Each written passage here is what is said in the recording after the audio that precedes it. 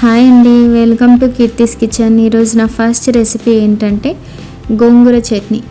ఈజీగా ఫాస్ట్గా గోంగూర పచ్చడి ఎలా చేసుకోవాలో చూసేద్దాం. ఇలా చేసుకోవడం వల్ల మనం దోశలో కానీ చపాతీలో కానీ అన్నంలో కానీ చాలా టేస్టీగా ఉంటుంది.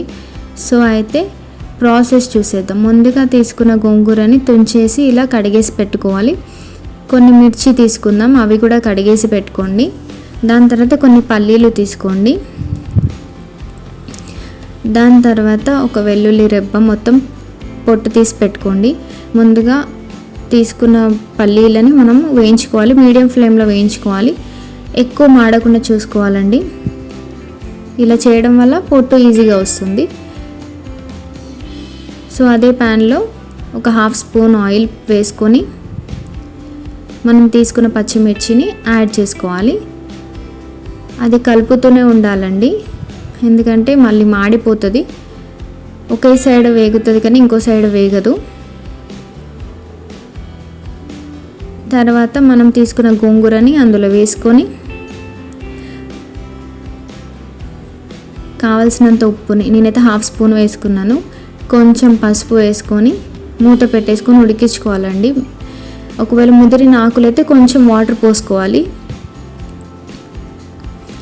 ఇలా ఉడికినప్పుడు తీసుకొని చల్లారబెట్టుకోవాలండి. పచ్చిమిర్చి కూడా అది కూడా చల్లారబెట్టుకోవాలి. తర్వాత మిక్సీ గ్రైండర్లోకి జీలకర్ర వేయించుకొని పొట్టు తీసుకున్న పల్లీలు, వెల్లుల్లి, మనం వేయించుకున్న పచ్చిమిర్చి చల్లారాక కొంచెం కల్లుప్పు యాడ్ చేసుకోండి. మొత్తం మిక్సీ పట్టి ఇలా చేసుకోవాలండి. ఇప్పుడు మనం ఉడికించుకున్న గోంగూరను అందులో వేసుకుని అది కూడా గ్రైండ్ చేసుకొని పక్కన పెట్టేసుకోవాలి.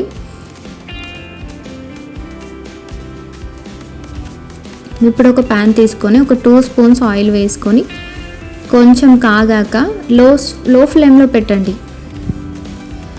ఇప్పుడు జీలకర్ర వేసుకోండి. దాని తర్వాత ఆవాలు, నేనైతే కొన్ని శనగపప్పు తీసుకున్నాను. ఇప్పుడు ఎండుమిర్చి వేసుకోండి, అవి బాగా కలిసేలాగా కలుపుకోండి. తర్వాత కరివేపాకు వేసుకోండి.